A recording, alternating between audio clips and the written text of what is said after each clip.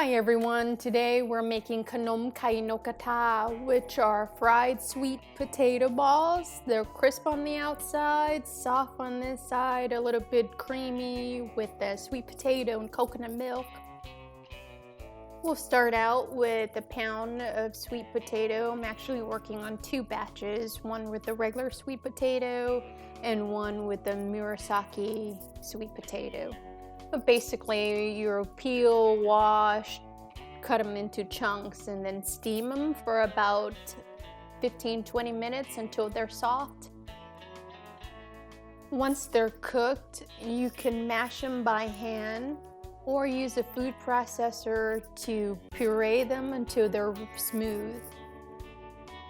For the batter, we'll start with about 1.5 cups of tapioca starch, banks in a bowl. Then we'll add about 1/2 cup of all-purpose flour, bang mi.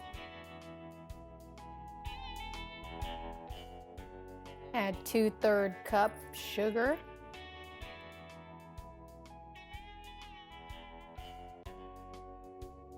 One teaspoon of baking powder or pong fu. And 1/2 teaspoon of salt. Mix all those dry ingredients together.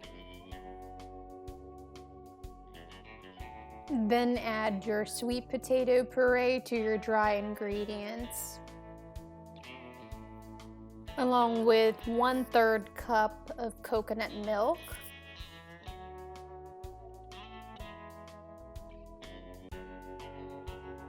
Mix everything together really well and then start kneading until your dough forms.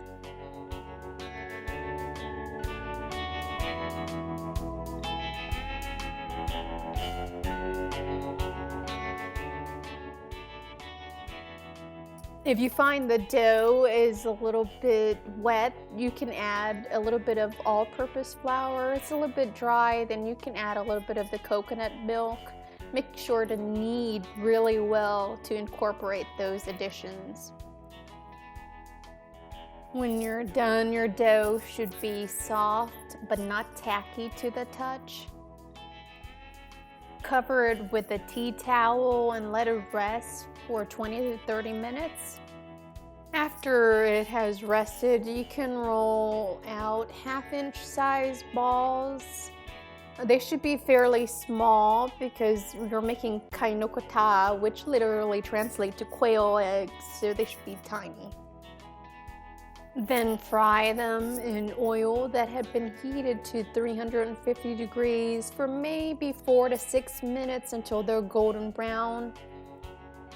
Stir them often and submerge them to help promote even cooking.